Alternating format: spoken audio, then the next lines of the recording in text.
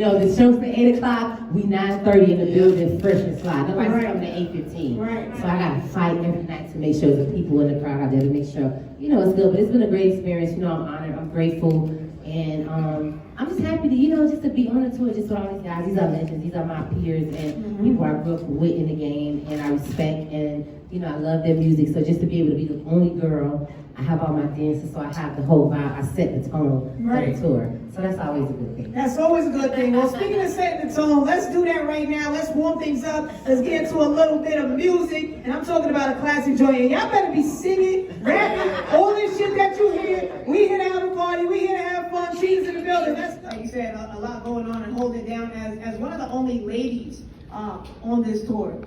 Why has that been so challenging? Because I know the fellas, man, they like to go hard, but they don't understand the ladies go just as hard.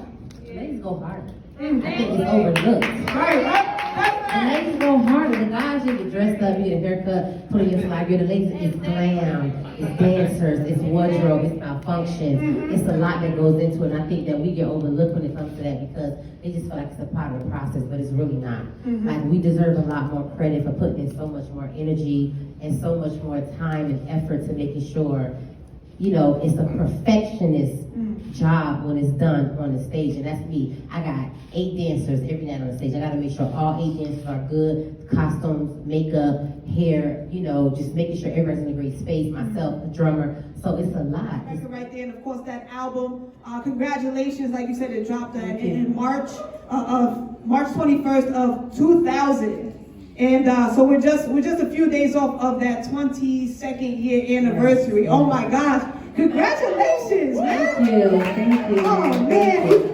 You got into it a little bit in saying, you had reached out to Kim and that ended up not working, and then you got Total, which was amazing. But who were other people at that time that were really supportive? Outside of the people who we know, obviously, the Trick Daddy. It was really just like Missy, of course, it was Eve. I didn't really know them. I was just meeting them in the game, so it was like fresh and new. I didn't have a lot of features on my first album. Right. It was Total, it was Trick, it was all the label artists, of course, and that was like the growing process, just like the growing. So I learned because I was a label mate with an artist that I love.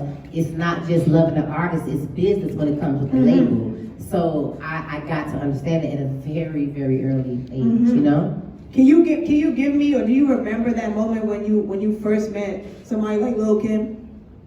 Kim? Yeah. When I first, it was in Miami. Kim did we all did a concert. It was like a radio show. This is when radio shows were real big or whatever. And we did a radio show, 99 Jams at the time, and that was the first time I saw Kim. Kim was a superstar. Like, she was huge, not just a regular artist. Like, this is big, and like for us, like me as a new person, even if I wasn't an artist, to me, she's a superstar. This was humongous. And on this tour, I was fortunate enough to be on this tour myself, Trick, and we opened up for Kim and just every other artist. I don't remember everybody. I just remember Kim at that moment because I was fanned out. It was every other artist that was on the tour that was big. It was mostly guys. I think Kim and maybe 2 other girls on the tour. Was she in like the blue fur? Like, you gotta paint the picture for us. She just had on like some wild, like mad little ass. It's Miami, so little shorts, some wild boots, some curly hair, like a little top little thing. But this was still like, she was like this small, and she was like holding it down. Here's my thing. I don't like to really speak on this because I know everybody had to twist this whole shit around. But guess what? It's Will Smith all 2022. So,